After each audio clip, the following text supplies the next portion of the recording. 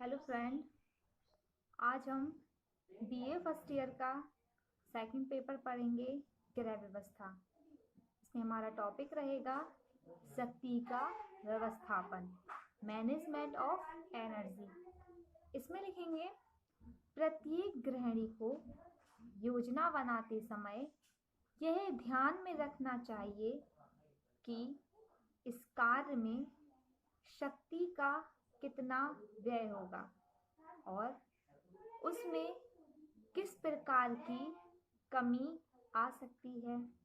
गृहिणी जो भी कार्य करती है उसमें शक्ति खर्च होती है।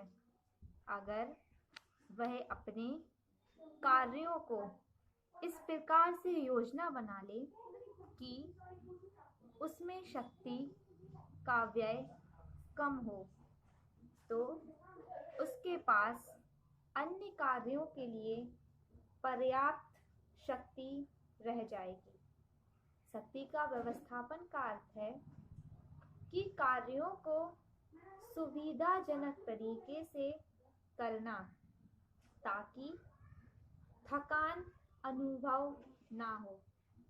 गृहिणी को घर और बाहर के कार्यों के मध्य शक्ति विभाजन कर लेना चाहिए। परिवार की वृद्धि के साथ साथ शक्ति के व्यय करने की भी अधिक आवश्यकता पड़ती है। बच्चों की आयु वृद्धि के साथ साथ कार्य में कम शक्ति व्यय होने लगती है। पैराग्राफ चेंज करके लिखेंगे, गृह कार्यों को करने के लिए शक्ति की आवश्यकता होती है।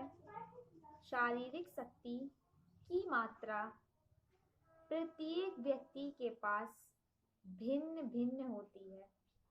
कार्य करने में शक्ति व्यय कितनी होगी उसे मापना प्रत्येक गृहिणी के लिए मुश्किल कार्य है। यह शारीरिक एवं मानसिक स्वास्थ्य एवं शारीरिक संरचना पर निर्भर करता है। साथ ही परिवार की आनुवंशिक प्रवृत्ति एवं पारिवारिक कार्य पृष्ठभार या प्रवृत्ति पर भी कार्य क्षमता निर्भर करती है।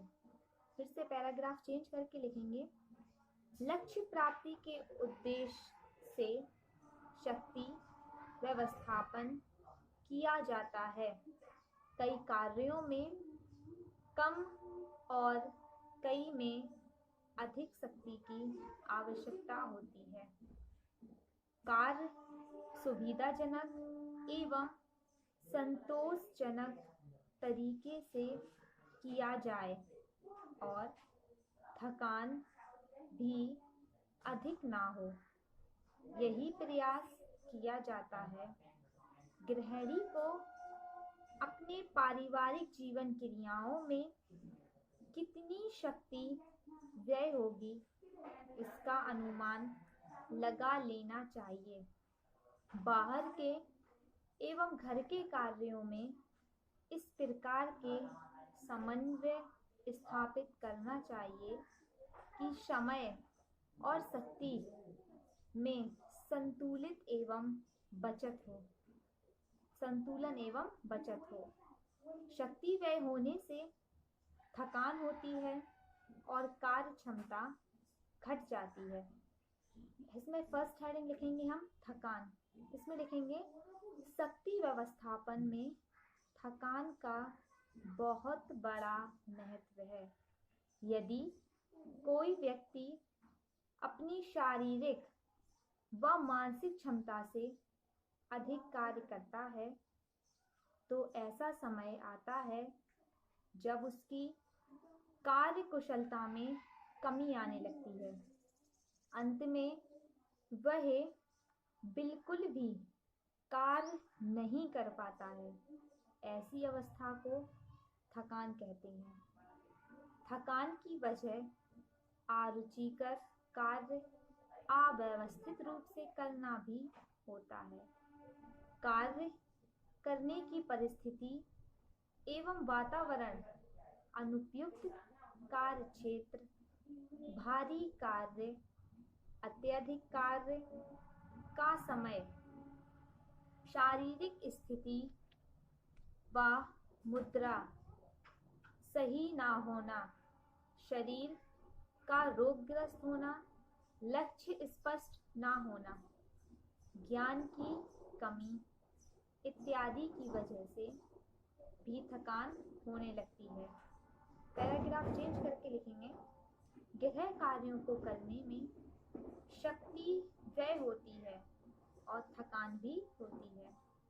थकान मानसिक तनाव, शारीरिक मुद्रा स्थिति, एकाग्रता और मांसपेशीय तनाव के कारण भी होती है। कई कार्यों में शारीरिक थकान अधिक होती है और वह टॉक्सिक पदार्थ एवं ऑक्सीजन की कमी से भी होती है। थकान के कई कारण हो सकते हैं, तो उसमें फर्स्ट हेडिंग लिखेंगे हम, जो हमारी हेडिंग चलेगी थकान, तो उसमें बताया गया कि थकान कई प्रकार की होती है, उसके कई भी कारण हो सकते हैं थकान के। तो उसमें फर्स्ट हेडिंग लिखेंगे बाहरी तत्व, एक्सटर्नल फैक्ट्स। इसमें लिखेंगे कार्य करने की परिस्थिति एवं वातावरण कार्यकर्ता को प्रभावित करता है।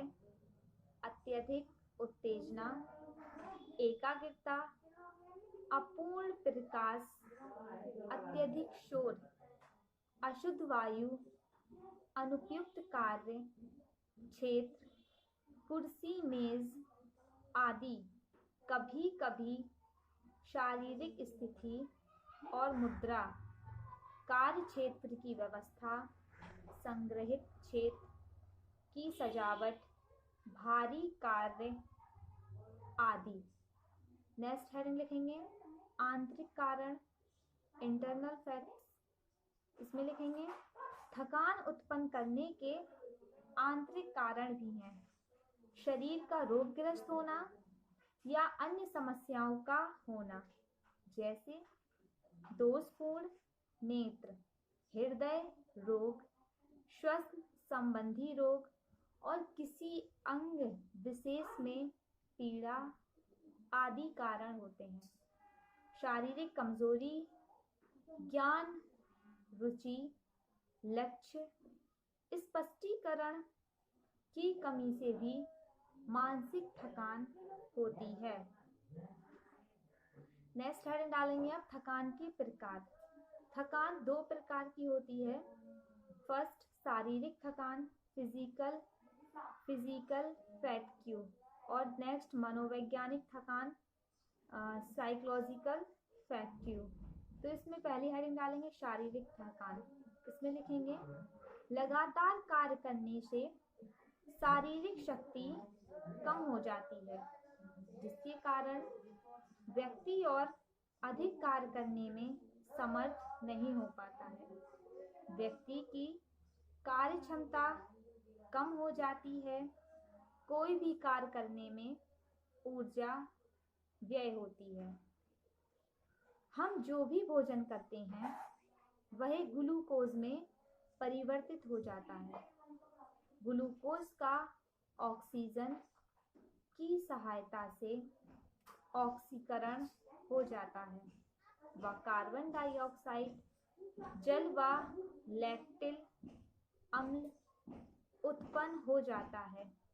यह क्रिया तब तक होती है जब तक शरीर में ऑक्सीजन की मात्रा पर्याप्त होती है। जब ग्लूकोज का ऑक्सीकरण अपूर्ण रह जाता है, तब यह क्रिया लैक्टिक अम्ल की व्यवस्था में भी रुक जाती है। प्रत्येक कार्य के पश्चात CO2 को हटाना व लैक्टिक अम्ल का ऑक्सीकरण आवश्यक हो जाता है। CO2 तो मांसपेशियों के रक्त द्वारा फेफड़ों में पहुंचकर श्वास द्वारा शरीर के बाहर निकाल दी जाती है। इसी प्रकार रक्त फेफड़ों से ऑक्सीजन को मांसपेशियों में पहुंचाता है, जिससे लैक्टिक एसिड का पुनः ऑक्सीकरण होता है। यदि किसी कारण ये ऑक्सीजन की कमी हो जाती है, जैसे दौड़ना, तेज तेज चिल्लाना या कार्य करना, भारी कार्य करना इत्यादि, तो यह क्रिया लैक्टिक एसिड की अवस्था में ही रुक जाती है, जिससे मनुष्य थकान अनुभव करता है। अतः मनुष्य को लगातार काम न करके बीच बीच में आराम करना चाहिए या भारी कार्य के बाद हल्का कार्य करना चाहिए, जिससे शरीर के ऑक्सीजन पर्याप्त मात्रा में मिलती रहे और उसे थकान भी महसूस ना हो। विश्राम करने से ऑक्सीजन पर्याप्त मात्रा में मांसपेशियों की कोशिकाओं में पहुंच जाती है और ऑक्सीकरण की क्रिया पूर्ण हो जाती है। लैक्टिक एसिड CO2 व जल में परिवर्तित हो जाता है, जो शरीर से बाहर उत्सर्जित हो जाता है और थकान दूर हो जाती है और शरीर को ऊर्जा प्राप्त हो जाती है। तो ये हमारी जो हेडिंग्स थी ना, शारीरिक थकान, ये यही कंप्लीट होती है। नेक्स्ट क्लास में हम पढ़ेंगे मनोवैज्ञानिक थकान।